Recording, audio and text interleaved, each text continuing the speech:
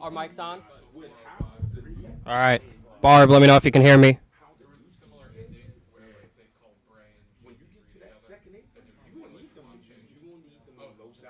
Because you're putting so much money at the top, you don't have any flesh out there.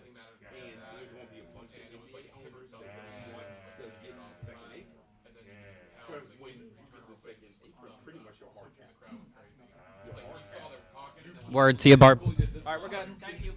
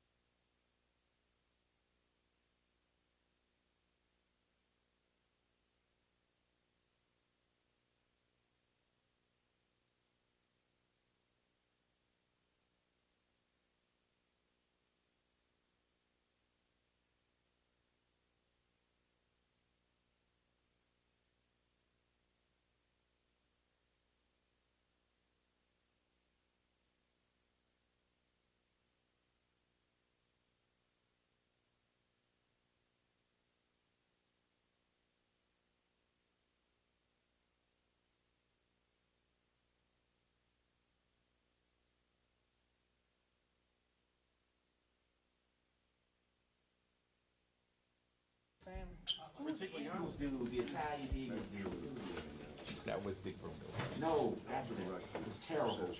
It was terrible.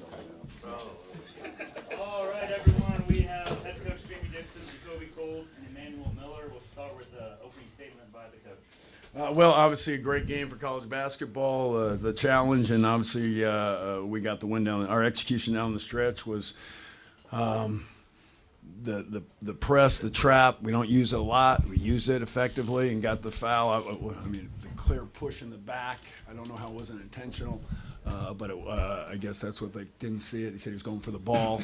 And then the execution of a play. It wasn't down the stretch was exactly a play that we work on. Didn't have a timeout, but we did the action that we wanted to do. There's different options to throw to, and threw to the one that we had to. Obviously, he was pushed as he caught it, and then kind of pushed out of bounds. But the shot went in, and obviously before the clock. So. Could have been a foul, wasn't a foul, and could have been out of bounds, but probably the foul was first, so then that would have been settled it. But the three is better for us, so we appreciate them not calling the foul and going there. But, we got to be better, and I told the guys, enjoy this win. It's a great win, but certainly you have a 16-point lead, or certainly the game-changing play was I guess they called it a flagrant 2. We've looked at it. I mean, so that was a game-changing. We can't have those mistakes, and there's no way we should win the game when they make that many threes and get to the line 31 times. They got to the line 31 times, so we have to see what the problem was on that regard. But certainly a good execution down the stretch. E-Man was terrific. These two guys were terrific. They are guys that can put the ball in the basket, and we continued to go to them.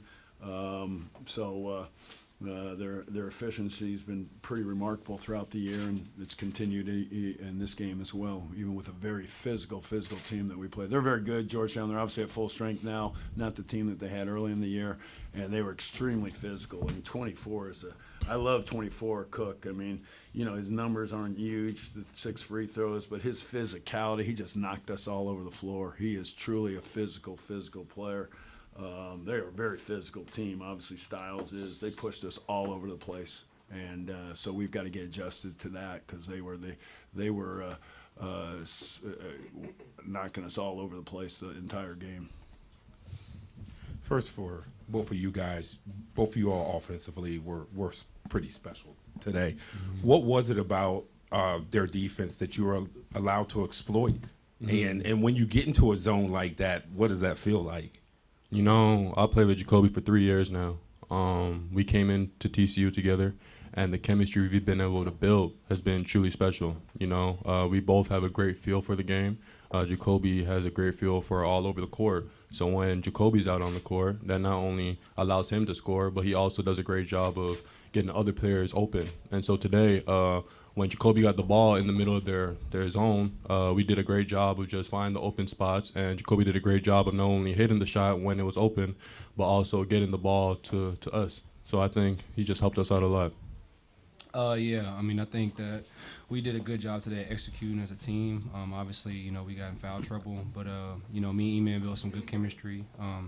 They got to guard one of us. Simple. It's just simple. We're both, physical fours that can do a little bit of everything. So, if I'm hot or he's hot, it only helps the whole team out. And we got more guys like that on the team as well. But tonight it was just me and him. And Coach, for you, how much when you practice your special situations do you practice being 3 seconds, 5 seconds, whatever the case may be, with no timeouts?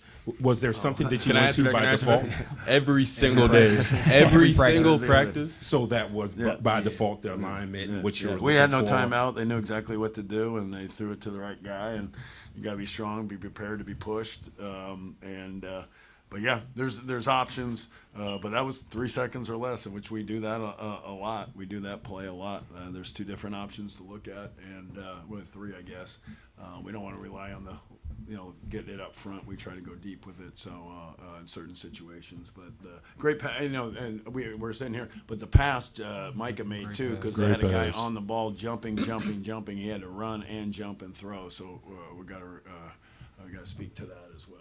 And considering your first 6 games, just kind of stepping up a little bit in competition. Did you feel like that you needed a game like this to kind of learn more about your team? Yeah, I mean, we've talked about it. Again, just we did the Christmas tournament instead of the Thanksgiving tournament, so obviously we're backloaded. Our strength of schedule is backloaded. I think it's top 9 in the country the rest of the way. So it's just one of those things how it played out this year. But it's also an opportunity for us to get our guards accustomed. We have brand new guards. Like, we're trying to be great, yet we have all new guards, and that can be a challenge. And so I thought we saw some real good things from them, but I think some situations we hadn't seen them in, and we've got to be better at that. So, these guys are the veterans. They're the guys that we went to down the stretch, and we tried to put all the veteran guys in there. I thought Trey Tennyson did a great job too. We put him in, and he was big for us too as well. So there was a lot of guys. Then we had to fight through foul trouble, and obviously Xavier getting taken out of the game with a 16-point lead. That was big. That changed the game, and generally Xavier's the guy we like to have in late game situations. So we went small, and we had Jacoby in there at that, and it worked pretty well. Like I said, that we there were some special situations that we work on, and the trap was huge for us. The ball screen with Jacoby up top, and then obviously the last second play. So some good things, but we work on defense a lot, and we didn't guard well enough. So that's to their credit. Again, that's a different team than what they played the first 5-6 games. I mean, you had. Ishmael, obviously we know him better than anybody, so it wasn't like he was a surprise. He's in our league, so I mean he was a difference maker. He had some really tough shots. The thing that surprised me is the 10 rebounds that he got on us. So he was the defense presence on the glass that was what I thought added a lot to them, and where we were only able to out rebound them by 5 or 4. So, Coach, talk about the impact of their flex cut second half. They were trying to get the ball into the paint. It kind of shook you loose a little bit. Yeah, we were in foul trouble the entire game. I think it was just a challenge. We and some of them were things that we've addressed that we haven't done a good job of getting better at. So. But I think, in their games, and I guess they lost at Rutgers, which is hard to win at, and then obviously they had a couple close ones and lost one early, but they scored. And so offensively, we knew they were pretty good. We thought we could hurt them defensively, and I guess you could say we did. We had 53% from the field and only turned it over 8 times, missed some free throws. That brought them back in the game. I mean, we did have a 16-point lead, missed some free throws, the 6-point, 7-point play, get the guy out. There were some things that we had to battle through, and took away some of our defensive presence. Last question. Right there. Yeah. Oh, go ahead. Just a quick one, Emmanuel. Can you just take us through that last play from your perspective? Yeah. What you were thinking beforehand, once it left your hand, did it Yeah. look good? Yeah. And, just kind of everybody rushing, taking advantage of that moment. Before I get to the shot, I just really want to give a lot of credit to my teammates. Jacoby hit a big 3. We did a great job of offensive rebounding. And what's beautiful about this all is that, yes, we won the game, but there's so much to learn from. We have so much growth to have as a team, and moving forward, we know that there's just a lot of growth, and we can control whatever we can control. And now leading up to the shot, it's all about just staying composed in that moment. When I saw Jacoby hit the 3 before that gave me all the confidence in the world, just because he's been in those moments before, and I knew that he trusts me, my teammates trust me, my coaches trust me, and the whole program trusts not only me but all of us. So when the play happened, Micah threw the ball, a great pass. It was pinpoint on the spot, and I felt a little push in my hip, but it's basketball, it's contact. But just to be able to play through that, stay focused and hit that shot, it's a moment I'll never forget. But it happens because of my teammates. Thank you, guys. You stepped out? Darby, did you know We're you not. stepped out? Did he know he stepped out before? Thank you, guys. Thank you. Thank you.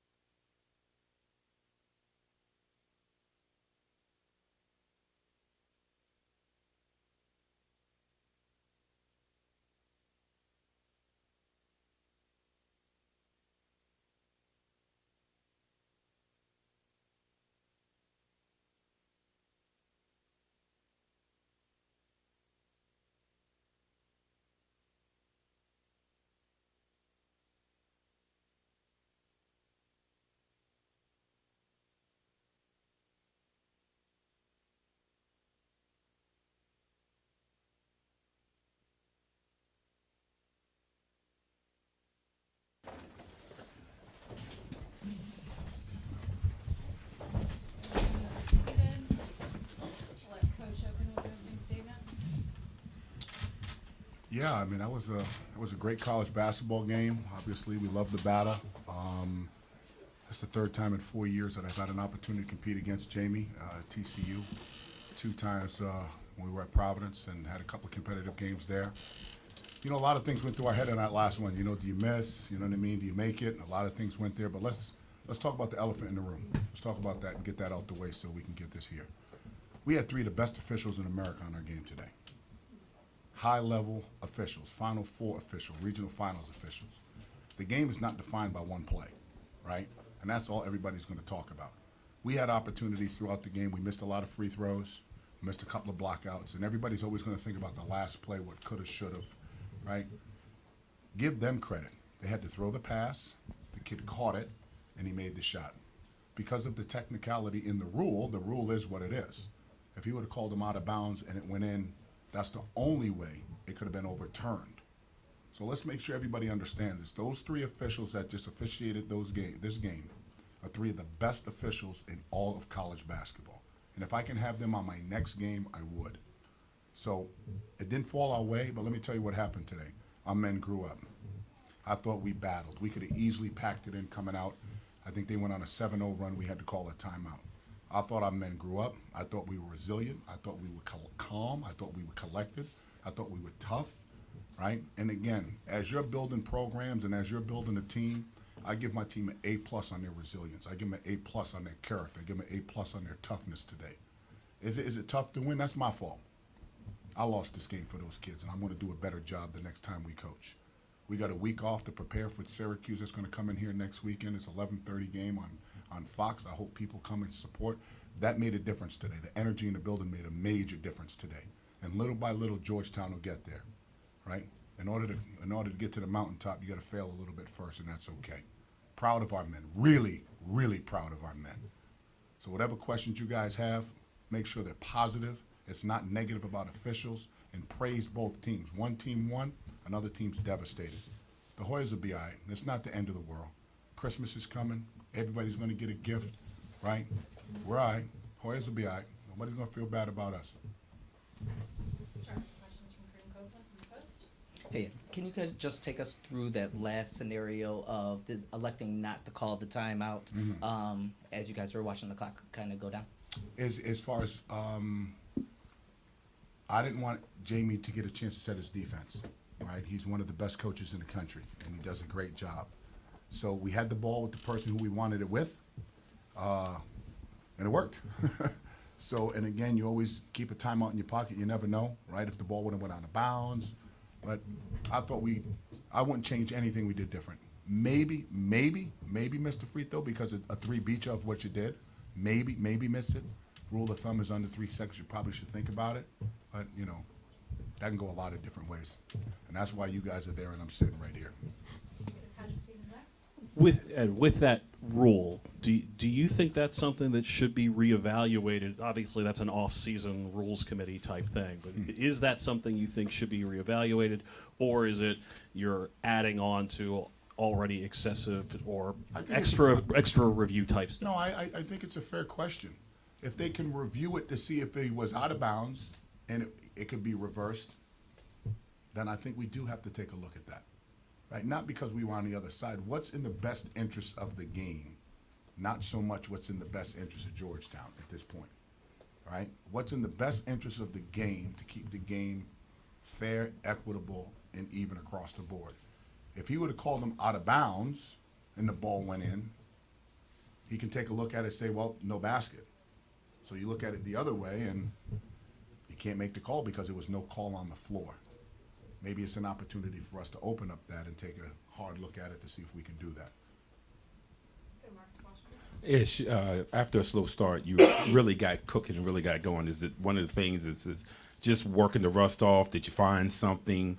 Because it seemed like as the game went on, you kind of looked more like yourself. I mean, for myself, you know, I know my coaches and my teammates believe in me, and I know I believe in myself, and I know it's not about necessarily me, how I'm playing, and I know I could bring more to the table other than scoring. So I knew that if I just kept positive and try and lead my team and try and be positive in that way, I knew eventually the game would turn around, and I know I put the work in, and I knew my coaches and my teammates would keep finding me. So I knew at some point I would be able to, you know, turn it around. You mentioned that you've coached against Dixon multiple times. His teams are always physical. Just the level of physicality today, were you proud of the young men and how they met TCU's physicality today? Yes, and that's we're getting there. We're getting there. You know, we played our 8th game. We weren't successful today, but I did see a major step forward with our physicality, with our attention to detail, with our execution. We made a big step today. A big step. That to me was a legit high-level Big East game. That was a Big East game right there, right? To me, Jamie Dixon will always be a Big East coach. That's where he made his name, right? And I'm a Big East coach, and I love the Big East. Big East is a monster, and that was a Big East game right there. Ron Bailey? Coach, second half, did your flex cuts kind of open them up a little bit, open up the middle a little bit, get you the ball into the paint, by the rim, and get you some points? It wasn't so much any flex cuts as it was our players were really good driving the ball, all right? And, you know, Jamie's defense is really, you know, they suck to the ball a lot. And I think, and I told our men, this is one of the better shooting teams I've coached in my 30 years. I think we have some elite 10-toe shooters. And again, when we can space the floor like that and make shots, I think we can be a tough out. I mean, the 3 ball is going to be a major weapon for us as we move forward with this group. And it worked until it didn't. Masood, do you think you guys put them on their heels changing defenses in the second half? Yeah, I mean, coach does a great job of you know, trying to change schemes up and change defenses up, and you know, keep other coaches on their heels. So, and we did a good job of communicating and, you know, following coach's game plan. So it definitely was something that worked for us. We go to Bobby Bancroft and back to Patrick, and then John Title. Ed, when Jamie was in here, you mentioned multiple times you guys are way different than what you were just a couple games ago, and obviously Ish is now playing. Is that the way that it feels to you? It definitely feels different. I mean, we've had an opportunity to have some really good practices. I think our staff does an incredible job with development of not just individual players, but programmatic development as far as we have great continuity with the staff, incredible continuity with the staff, 2 of which played for me. So the messaging is really important when you're trying to develop a new organization. So they kind of know the know, and I think that really helps, given, you know, how intercollegiate athletic is just changing every single day with, you know, with the portal and everything that's going on. So I think the consistency amongst the staff and the continuity and chemistry amongst the staff has really helped. Obviously, you know, Ish is a big part of that development as well, because we have another veteran guy that's been in high-level games that has great size, great ability. So I think it's I give all the credit to the staff on that one. And then second half, you kind of really only played 5 players for the most part. Is that just the way the game was going, and would you like to have a little bit more of a deeper team as you continue? Again, another fair question. I think we played the guys to win the game, right? I mean, I don't think anybody wants to come out. Everybody wants to play 40 minutes. I did talk to the staff and said, what do you think about resting some of these guys? And I asked the guys. We had a good timeout where the guys rested. I asked them if they want to come out. It's their game. I'm just trying to steer the ship, you know what I mean? And we thought that group had incredible synergy and chemistry, and we just couldn't get to the finish line the right way. Ed, did you think the flagrant 2 there, maybe 16 and a half to go, kind of gave you a spark, them picking up that foul? Obviously, they're down a guy, but did you feel like something changed there, or more coincidence than anything It's the else? second game, I think, in a row. I think it's the second game, where the kind of somewhat of a scuffle came out. My kind of game, baby. My kind of game. That's Big East style right there, right? Bodies are flying. Cursing's going on, people upset. That's my kind of game right there. Did it wake us up? 1,000%. I like that kind. You know what I mean? Everybody wants pretty boy basketball. I want Big East basketball. That's Big East basketball at its best. John Title from Hoops HD for Coach. I assumed that Ish's learning curve was going to be kind of flatter, but it seems like he's like double-double today. Are you surprised, and is it just that he's a hard worker, or is there something more to it? Nothing surprises me with young men, right? Ish has been around the block, right? He's been in a winning program. He had an opportunity to feel what winning is like, so I lean on his leadership with that. I see what he does every day in practice. I see his preparation while everybody's sleeping. He's in the gym bright early in the morning with our staff and with our managers and GAs. I'm not surprised at that at all. I'm never surprised when these young kids have success because they put the work in. right? If they didn't put the work in, they wouldn't have the results to step on that stage and do what he did. Coach Oliver from La Jolla. You talk about playing this brand of Big East basketball, being physical, being aggressive, being selfless, rebounding, being fast on transition defense, and that's something that we saw especially towards the second half. How do you plan on moving forward, making sure that the team can maintain that same level of energy and that same level of play throughout all 40 minutes? Well, I don't think you're ever going to get a perfect game. You got to point out the things that we did well to get back into the game, and I'll lean into that. Give our guys credit to battle back against a really, really good team. I think we got down 15 right out the gate in the second half. I think they had 7 straight points. We had to call a timeout. I'm going to lean into what we did well. I think anytime you look at the negative side of things, I think it could wear on somebody's mind when you look at what we didn't do well. I'm going to praise what we did do well to position us to have success as we continue to move forward, right? And like I said, today we made a big, big jump, so I'm proud of our men for that. Final questions for our student athletes? All right, thanks everyone. Thank you.